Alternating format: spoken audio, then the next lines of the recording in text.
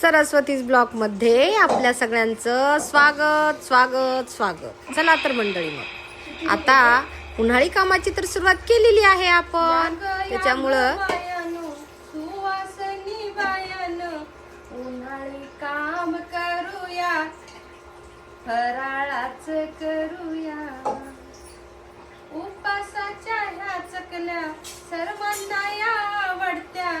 याग बायानो, सुवासनी बायानो। चला मग आता मी आज करत आहे साबुदाणा आणि बटाट्याच्या चकल्या। तुम्ही काय म्हणता? चकल्याच ना? हां, हे पहा, सकाळी सकाळी पहाटे उठून मी मस्तपैकी बटाटे उकडून घेतलेले आहेत। हे पहा, मम्मा बटाट्यावरलं काढत आहे। बटाट्यावरलं काढावं लागते मंडळी, नाहीतर काळे दिसतात आपल्या चकल्या। त्याच्यामुळं स्वच्छ बटाट्यावरलं पूर्ण त्याचं लेयर जो असतो तो काढून घेतलाच पाहिजे, नाहीतर तो कसं होतो, वाळला की तरंगतो। म्हणून बटाटे मी कसं करते, तुमची पद्धत पण मला सांगा आणि माझी पद्धत पण बघा। बाय पण भारी देवा, बाय पण भारी रे, बाय पण भारी देवा, बाय पण भारी रे। नोकरी, गाडी चालवणं, विमान चालवणं, अंतराळात जाणं आणि हे सुद्धा करणं कमी नाही मंडळी। अंतराळात जाण्यापेक्षा अवघड मंडळी, काही काम दिसतात तसे नसतात, खूप अवघड असतात। एकदम मन लावून डोक्याने करावं लागते। हे पा बघा, सगळं मॅश केल्याच्या नंतर एकजीव झालं तर बरं, नाही तर ते शाबू एकीकडे आणि बटाटे एकीकडे होतात। म्हणून यशला सांगितलं की बाबा आम्हाला तू हे सगळं फेटून दे, एकजीव करून दे। तर माझं लेकरू हे पहा सगळं मला सुंदरपैकी मस्त असं एकजीव करून द्यायला तयार झाला। आणि मग त्यात मम्मानं तिखट, मीठ, हळद, जिरे, नाही हळद नाही बरं का, तिखट, मीठ आणि जिरे, उपासाला जे काही चालतं ते सगळे पदार्थ मी याच्यात टाकलेले आहेत। शिंदी मीठ टाकलंय आणि हिरवी मिरची टाकली आणि जिरे टाकले बरं का, टेस्टसाठी। तुम्ही पण असे, ह्या मी गेल्या वर्षी लाल मिरचीचे केलते, थोडं तळल्याच्या नंतर घशात खाताना ठसका येऊ लागला, म्हणलं ह्या वेळेस हिरव्या मिरच्याची करून बघावं, ती लाल मिरची टाकली होती ना म्हणून।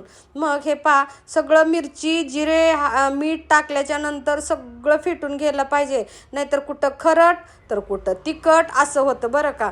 हे पा चाटून पूर्ण असं बुडापासून एकजीव, म्हणजेच तुमच्या भाषेत मॅश, काय मॅशन फॅश कुणाला माहीत बाई, आम्ही तर असं एकजीव करून घेतो बघा, सगळं असं फेटून मस्तपैकी।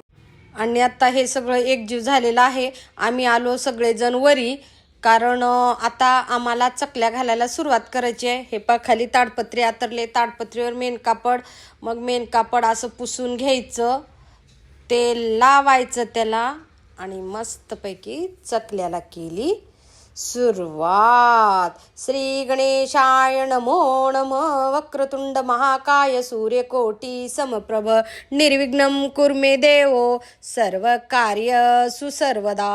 हे पहा छानपैकी माझ्या चकल्या पडायला लागल्या, तुटत नाहीत, काही नाही, म्हणजेच पीठ खूप छान मॅश झालंय, बटाटे छान उकडल्या गेलेत, शाबू छान छान भिजला गेलाय, सगळं काही मस्त आलं बरं का मंडळी। मग शाबूच्या चकल्या उगी 5 किलोच्या होत्या, म्हणजे 3 किलो बटाटे आणि 2 किलो शाबू घातला होता मी, कारण गेल्या वर्षीच्या पण थोड्याफार चकल्या येतात, मग यंदा 5 किलोच्या बस झाल्या म्हणलं, आहेत घरात 2. आजकालच्या सुनांना फिरायला जायला येतंय, शॉपिंग करायला येतंय, पार्लरला जायला येतंय, मेकअप करायला येतंय, तोंड रंगवायला येतंय, सगळं येतंय। आणि सासून कुरड्या पापड्या काढली, मला येत नाही माय, मला जमत नाही माय, कसं जमतंय माय, केल्यावर मग येत असतंय। अशा प्रकारे मस्तपैकी माझ्या चकल्या चालू आहेत, शिकल्या पाहिजे, केल्या पाहिजे। हे पा माझा यश पण करू लागतो मला, त्याच्यामुळं तुम्ही मुलींना तर केलंच पाहिजे आणि आलंच पाहिजे का, तर काही जणांचं मला कमेंट आली, आम्हाला येत नाही, आम्हाला जमत नाही, आम्ही विकत आणून खाता। चालतंय, मी थोडीच तुम्हाला करा म्हणायले, पण मला विकत आणलेलं आवडत नाही। करतोय या तुम्ही पण, खूप काम आहे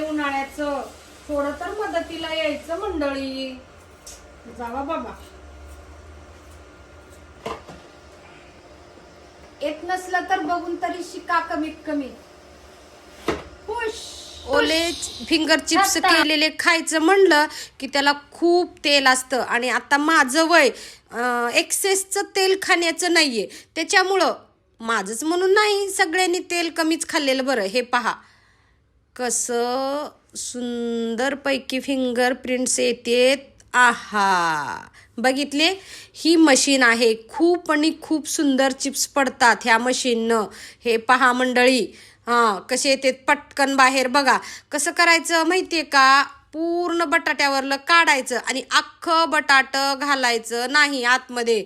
तुम्ही बघू शकता, पूर्ण जर तुम्ही बटाटा मशीनमध्ये घातलो त्याच्यावर लोड येतो, ती प्लॅस्टिकची मशीन आहे, तुटण्याची क्रॅश पडण्याची शक्यता असते. म्हणून हे पहा मी असं प्रत्येक बटाटा अर्ध करून घ्यायला लागले. तुम्ही बघा, अर्ध करून हे पहा बटाटा जर आतमध्ये घातलं तर इतकं पटकन येतंय, जास्त प्रेस सुद्धा करायची गरज नाही. उगं थोडं पुश केलं की ऑटोमॅटिक फिंगर चिप्स पडतात. आणि हे सगळे एकत्र करून स्वच्छ पाण्याने कमीत कमी 2 ते 3 वेळेस पाण्याने धुवून घ्यायचं, म्हणजे काळे किंवा असे लालसर दिसणार नाहीत. त्याचा वरती जो पांढरा लेअर आलेला असतोय तो सगळा स्वच्छ धुवून घ्यायचा. हे पहा आमच्या यशराजांनी सुंदरपैकी मस्तपैकी सगळे फिंगर चिप्स 2, 3, 4 पाण्यात खाली वरी करून मस्त ढवळाढवळी फवळाफवळी करून छानपैकी धुवून घेतलेली. इथं ढवळाढवळी केलं तरच धुतल्या जातात, नाहीतर उगं पाण्यात टाकलं आणि काढलं म्हणलं की एकमेकाला चिटकतात. म्हणून असं सुंदरपैकी आज आम्ही चकल्या विथ फिंगर चिप्स पण केलो. का तर वेळ होता, चला म्हटलं. आम्ही लवकर उठलो होतो आज, पहाटे 4 वाजता. 5 वाजेपर्यंत चकल्याचं शिजलं.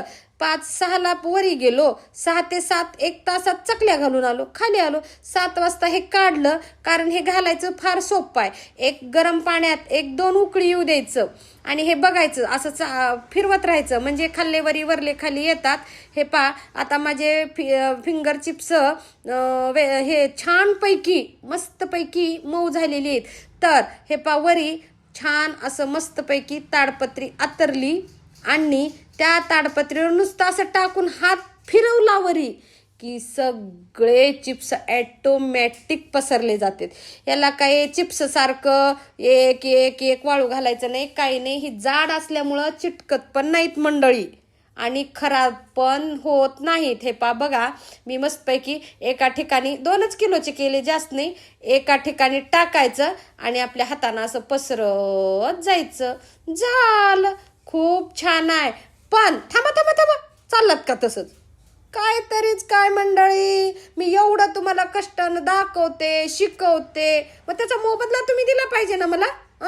देणार ना? तर लाईक आणि सबस्क्राईब करायला विसरायचं नाही.